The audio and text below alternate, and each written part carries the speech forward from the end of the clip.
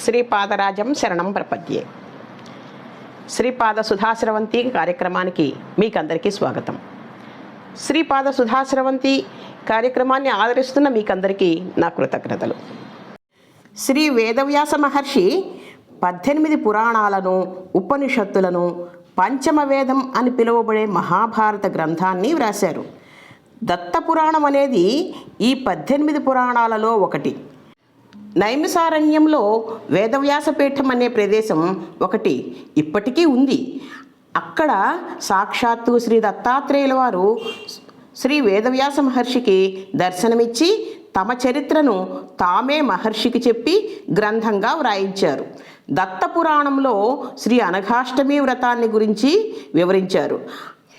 అనఘావ్రతం గురించి, వ్రతం పూర్తయిన తర్వాత వినవలసిన కథల గురించి ఈరోజు చెప్పుకుందాం. అనఘావ్రతాన్ని మార్గశిర మాసంలో వచ్చే బహుళ అష్టమి నాడు తప్పనిసరిగా చెయ్యాలి. ప్రతి నెల వచ్చే బహుళ అష్టమి నాడు కూడా చేయవచ్చు. ఆ రోజు ఉదయాన్నే నిద్ర లేవగానే అనఘాలక్ష్మిని ధ్యానించి, అమ్మా, ఈరోజు నీ వ్రతం చెయ్యాలని సంకల్పించుకున్నాం. మా సేవలు, మా పూజలు స్వీకరించి మమ్మల్ని ఆశీర్వదించు తల్లి అని చెప్పుకోవాలి. స్నానం చేసి మంచి బట్టలు కట్టుకొని శుచిగా పూజకు ఏర్పాట్లు చేసుకోవాలి. పూజ చేసుకునే ప్రదేశంలో పీఠం ఏర్పాటు చేసుకొని పసుపు రాసి బియ్యపు పిండి, పసుపు, కుంకుమలతో అష్టదళ పద్మాలు వేసుకోవాలి. వెండితో కానీ, రాగితో కానీ, ఇత్తడితో కానీ చేసిన కలశాలను ఉంచి శ్రీ అనఘాదేవిని, అనఘాస్వామిని, వారి సంతానమైన అష్టసిద్ధులను పీఠంపై ఉంచి మంత్రపూర్వకంగా వారి వారి స్థానాలలో వారిని ప్రతిష్ఠించుకోవాలి. ఈ అష్టసిద్ధుల గురించి క్రిందటి వీడియోలో మీకు చెప్పాను, విన్నారు కదా. 3 రంగుల దారాలతో చేసిన తోరాలు పీఠంపై ఉంచుకోవాలి. ముందుగా వినాయకుడిని పూజించి అష్టసిద్ధులను పూజించి తరువాత అనఘాలక్ష్మిని, దత్తాత్రేయుడిని పూజించాలి. గంధం, పుష్పం, అక్షంతలు, ధూపదీపాలు, నైవేద్యం, కర్పూర హారతి, సాష్టాంగ నమస్కారం, ఆత్మ ప్రదక్షిణ నమస్కారం, క్షమాపణ నమస్కారం, వింజామర, ఇలా షోడశోపచారాలతో అంటే 16 విధాలైన సేవలతో పూజించాలి. తరువాత పూజలో ఉంచిన తోరాలను కుడి చేతికి కట్టుకోవాలి. అక్షింతలు తీసుకొని శ్రద్ధగా కథలు విని కొబ్బరికాయను కొట్టి నైవేద్యం పెట్టాలి. అక్షింతలు కొన్ని స్వామి పైన వేసి కొన్ని తమ తలలపైన వేసుకోవాలి. బ్రాహ్మణులకు దక్షిణ, తాంబూలాలు ఇవ్వాలి. బంధుమిత్రులతో కలిసి భోజనం చెయ్యాలి. ఇదండి పూజా విధానం. మనము ఏ వ్రతం చేసుకున్నా ఆ పూజకు సంబంధించిన కథలను వింటాం కదండి. అలాగే అనఘావ్రతానికి సంబంధించిన కథలను ఇప్పుడు తెలుసుకుందాం. ఒకసారి పాండురాజు కుమారుడైన ధర్మరాజు తన సోదరులతో శ్రీకృష్ణ భగవానుడి దర్శనం చేసుకున్నాడు. ధర్మరాజు శ్రీకృష్ణుడిని ఇలా అడిగాడు, దేని వలన మానవులు కోరిన కోరికలు నెరవేరి ముక్తిని పొందగలరు? అటువంటి మహాశక్తివంతమైన వ్రతం ఏదైనా ఉంటే చెప్పండి అని అడిగాడు. దానికి శ్రీకృష్ణ భగవానుడు, ధర్మరాజా, ఇదే ప్రశ్నను పూర్వం ఒకప్పుడు నారద మహాముని మహావిష్ణువుని అడిగారు. ఆ విషయాన్ని నీకిప్పుడు చెబుతాను విను అంటూ చెప్పసాగారు. ఒకసారి నారద మహాముని అన్ని లోకాలను తిరుగుతూ భూలోకానికి వచ్చారు. భూలోకంలో ప్రజలు అనేక కష్టాలు పడుతూ వాటి వలన అనేక పాపాలు చేస్తూ వాటి ఫలితంగా అనేక జన్మలను ఎత్తుతూ కష్టాలలో, దుఃఖాలలో మునిగి ఉండటం చూసి చాలా బాధపడ్డాడు. ఆయన నేరుగా వైకుంఠానికి వెళ్ళి విష్ణుమూర్తి దర్శనం చేసుకున్నాడు. వైకుంఠంలో శ్రీ మహావిష్ణువు తెల్లని శరీర కాంతితో, 4 భుజాలతో, 4 చేతులలో శంఖము, చక్రము, గద, పద్మము ధరించి ఉన్నారు. వనమాల ధరించి లక్ష్మీ సమేతంగా ప్రకాశిస్తున్నారు. నారద మహాముని స్వామికి నమస్కరించి భూలోకంలోని ప్రజలు పడుతున్న కష్టాల గురించి వివరంగా చెప్పి వాళ్ళు తరించటానికి ఏదైనా ఉపాయం ఉంటే చెప్పమని ప్రార్థించారు. అప్పుడు శ్రీ మహావిష్ణువు, నారద, అన్నింటికంటే పుణ్యప్రదమైనది సులభమైనది అయిన శ్రీ అనఘావ్రతం ఉంది. ఆ వ్రతమును ఆచరించు భక్తులు ఆ లోకంలో సకల సుఖాలు అనుభవించి చనిపోయిన తరువాత మోక్షాన్ని పొందుతారు అని చెప్పారు. భగవంతుని మాటలు విని, స్వామి, అనఘావ్రతమును ఎలా చెయ్యాలి, ఎప్పుడు చెయ్యాలి, దాన్ని చేయటం వలన కలిగే ఫలితం ఏమిటి అని అడిగారు నారద మహాముని. దానికి శ్రీ మహావిష్ణువు ఇలా చెబుతున్నారు, నారద, ఈ వ్రతం చేయటం వలన దుఃఖాలు కష్టాలు నశిస్తాయి, ధనధాన్య సంపదలు కలుగుతాయి, స్త్రీలకు సౌభాగ్యము సంతానము కలుగుతాయి. ఎవరు ఏ కోరికతో ఈ వ్రతం చేస్తారో వారి ఆ కోరికలు నెరవేరుతాయి. ఈ వ్రతాన్ని మార్గశిర మాసంలో వచ్చే బహుళ అష్టమి తిథి నాడు చెయ్యాలి. ఈ వ్రతాన్ని ప్రతి నెల బహుళ అష్టమి తిథి నాడు కూడా సంవత్సరం అంతా చేయవచ్చు. అష్టమి రోజున ఉదయాన్నే నిద్రలేచి అనఘాలక్ష్మిని ధ్యానించి నమస్కారం చేసి, అమ్మా, ఈరోజు నీ వ్రతం చేయాలని సంకల్పించుకుంటున్నాం. మా పూజలు సేవలు స్వీకరించి మమ్మల్ని ఆశీర్వదించు తల్లి అని చెప్పుకోవాలి. స్నానం చేసి మంచి బట్టలు కట్టుకొని శుచిగా పూజకు ఏర్పాట్లు చేసుకోవాలి. పూజ చేసుకునే ప్రదేశంలో పీఠం ఏర్పాటు చేసుకొని పసుపు రాసి బియ్యపు పిండి, పసుపు, కుంకుమలతో అష్టదళ పద్మాలు వేయాలి. వెండితో కానీ రాగితో కానీ ఇత్తడితో కానీ చేసిన కలశాలను ఉంచి శ్రీ అనఘాదేవిని, అనఘాస్వామిని, వారి 8 మంది కుమారులను అంటే అష్టసిద్ధులను పీఠంపై ప్రతిష్ఠించుకోవాలి. ఎరుపు, పసుపు, తెలుపు రంగులు ఉన్న 3 దారాలతో తోరాలు తయారు చేసి వాటిని కూడా పీఠంపై ఉంచి పూజించాలి. వినాయకుడిని, అనఘాదేవిని, అనఘాస్వామిని, వారి 8 మంది పుత్రులను ధ్యానించి గంధ పుష్ప అక్షతలతో పూజించాలి. నైవేద్యమును భక్తితో సమర్పించాలి. కర్పూర హారతిని ఇచ్చిన తరువాత పూజలో ఉంచిన తోరాలను చేతికి కట్టుకోవాలి. తరువాత బ్రాహ్మణులకు, స్నేహితులకు, బంధువులకు భోజనం పెట్టి దక్షిణ తాంబూలాలతో సత్కరించాలి. ఆ రాత్రి ఆధ్యాత్మిక కార్యక్రమాలు ఏర్పాటు చేయాలి. నవమి నాటి ఉదయాన నిన్న చేసిన ప్రతిమలను, పూజా ద్రవ్యాలను నదిలోనికి కానీ చెరువులోనికి కానీ దిగి నీటి మధ్యన వదలాలి.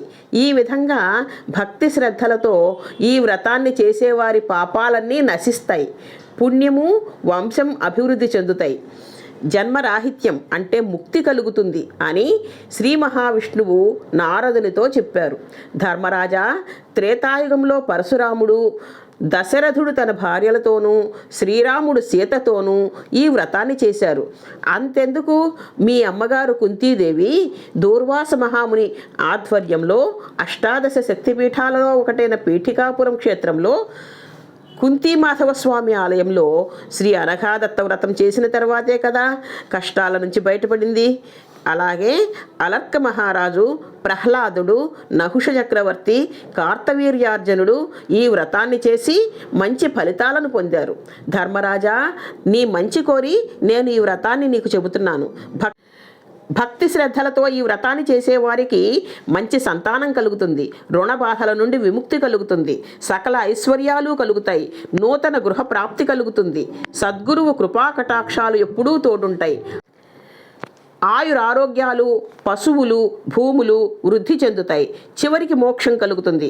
కనుక మహారాజా, ఈ వ్రతాన్ని చేసి దత్త ప్రసాదాన్ని పొందు అని శ్రీకృష్ణ భగవానుడు చెప్పారు. శ్రీకృష్ణుడు ఈ విధంగా చెప్పగానే ధర్మరాజు చాలా సంతోషించి అనఘాష్టమి వ్రతం చేసి తరించిన వారి గురించి చెప్పమని ప్రార్థించారు.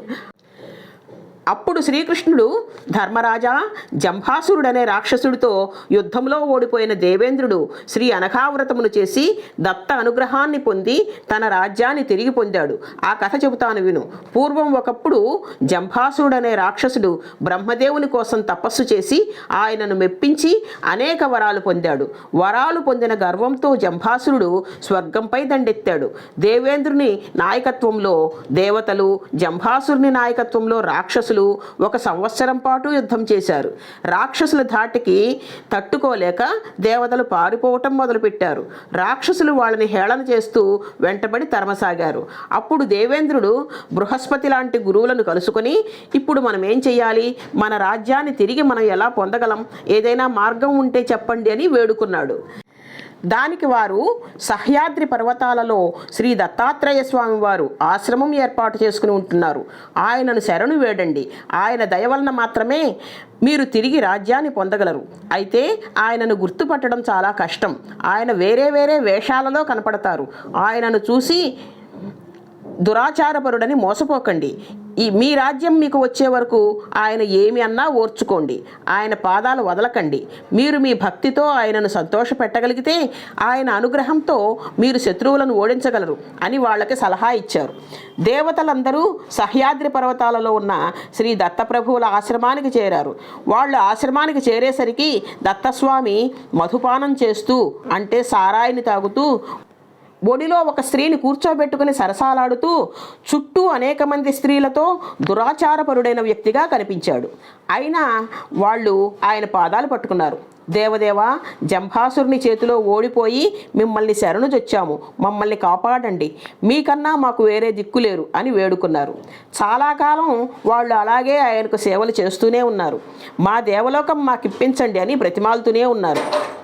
దానితో దత్తాత్రేయ స్వామి, దేవతలారా, రాక్షసులను ఎదిరించే శక్తి నాకు లేదు, నా పరిస్థితి మీకు తెలుసు కదా, భార్యాదాసుడను, కళ్ళు తాగుతాను, ఇంద్రియాలకు వసుడనై ఉన్నాను, నేను యుద్ధం ఎలా చేయగలను అన్నాడు.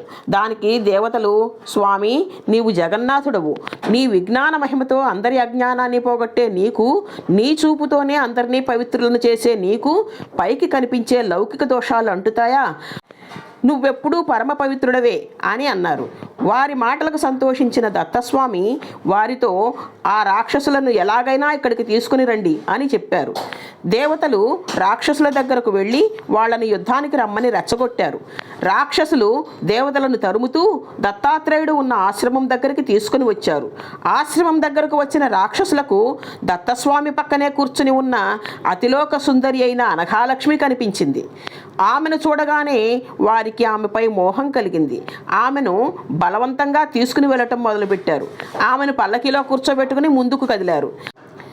ఆ పాపం వలన వారికి ఉన్న బ్రహ్మదేవుని వరం హరించుకుపోయింది. దత్తస్వామి చిరునవ్వు నవ్వుతూ దేవతలను చూసి, ఇప్పుడు యుద్ధం చేయండి అని అన్నారు. దానితో దేవతలు ధైర్యంగా వారి వారి ఆయుధాలు తీసుకుని రాక్షసులతో యుద్ధం చేశారు. జంభాసురుడు దేవేంద్రుని చేతిలో మరణించాడు. త్రిలోకాధిపతి అయిన దేవేంద్రుడంతటి వాడు దత్తాత్రేయుడిని శరణు వేడి తన రాజ్యాన్ని తిరిగి పొందాడు అని జంభాసురుని వృత్తాంతం చెప్పిన తరువాత శ్రీకృష్ణుడు కార్తవీర్యార్జునుడి కథను చెప్పటం ప్రారంభించాడు. పూర్వం హైహయ రాజ్యాన్ని కృతవీర్య మహారాజు పరిపాలిస్తూ ఉండేవారు. ఆయన ధైర్యశాలి, సత్యంగా ధర్మంగా పరిపాలన చేస్తూ ఉండేవాడు. ఆ రాజుకు చాలా కాలానికి ఒక కుమారుడు కలిగాడు. కానీ ఆ బాలుడికి 2 చేతులు చచ్చుపడిపోయి ఉన్నాయి. అది చూసిన తల్లిదండ్రులు చాలా బాధపడుతూ ఉండేవారు. కృతవీర్యుని కుమారుడు కనుక ఆ పిల్లవాడికి వాళ్ళు కార్తవీర్యార్జునుడు అని పేరు పెట్టారు. కార్తవీర్యార్జునుడు 12 సంవత్సరాల వయసులో ఉండగా తండ్రి చనిపోయాడు. మంత్రులు కార్తవీర్యార్జునుడికి పట్టాభిషేకం చేయాలని నిర్ణయించారు. కానీ కార్తవీర్యార్జునుడు రాజు కావడానికి ఒప్పుకోలేదు. నాకు 2 చేతులు పనిచేయవు, నన్ను నేనే రక్షించుకోలేను, అటువంటిది ప్రజలను నేనెలా కాపాడగలను అన్నాడు. అప్పుడు పురోహితులు అతనితో అనఘావ్రతం చేయటం వలన శ్రీ దత్తాత్రేయ స్వామి వారి అనుగ్రహం వలన అంగవైకల్యం తొలగిపోతుంది అని సలహా ఇచ్చారు. కార్తవీర్యార్జునుడు సహ్యాద్రి పర్వతాలలో ఆశ్రమంలో ఉన్న శ్రీ దత్తాత్రేయ స్వామి దగ్గరికి వెళ్ళి సేవలు చేస్తూ అనఘావ్రతం శ్రద్ధగా భక్తిగా చేస్తూ ఉండేవాడు. దత్తాత్రేయ స్వామికి అతని మీద దయ కలిగి ఏమి కావాలని అడిగాడు.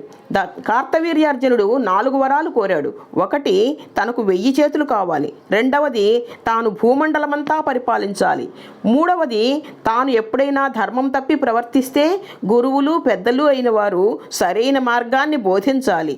4వది, తనకు మరణం సంభవించవలసి వస్తే అది ఒక మహాపురుషుడు, అవతార పురుషుడు అయిన వారి చేతిలోనే జరగాలి అని 4 వరాలను దత్తుడి ఆశీర్వాదాన్ని పొంది కార్తవీర్యార్జునుడు తన నగరానికి వెళ్ళి మంత్రులను సమావేశపరచి పట్టాభిషేకం చేసుకున్నాడు. కార్తవీర్యార్జునుడి ఆదేశం ప్రకారం రాజ్యంలోని ప్రజలందరూ అనఘావ్రతం చేసి ధర్మంగా సత్యంగా ప్రవర్తిస్తూ ఉండేవారు. కార్తవీర్యార్జునుడు 85,000 సంవత్సరాలు తన రాజ్యాన్ని స్వర్ణయుగంగా పరిపాలించాడు అని శ్రీకృష్ణుడు ధర్మరాజుకు చెప్పాడు. శ్రీకృష్ణ భగవానుడి సన్నిధిలోనే ధర్మరాజు ద్రౌపదితో కలిసి అనఘాష్టమి వ్రతం చేశాడు. దాని ఫలితంగా కురుక్షేత్ర యుద్ధంలో కౌరవులను జయించి రాజ్యాన్ని పొందాడు. ధర్మంగా పరిపాలించి ధర్మరాజు అనే పేరుని సార్థకం చేసుకున్నాడు.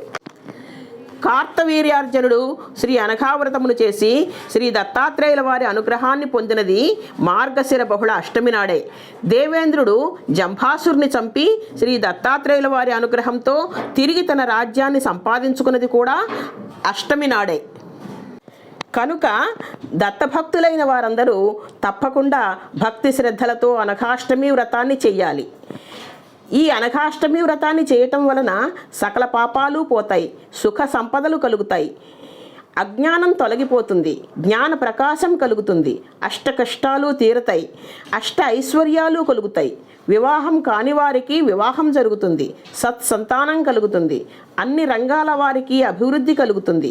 కనుక దత్తభక్తులైన వారు మాత్రమే కాకుండా భక్తులందరూ కూడా తప్పనిసరిగా ఆచరించవలసిన వ్రతం అనఘావ్రతం.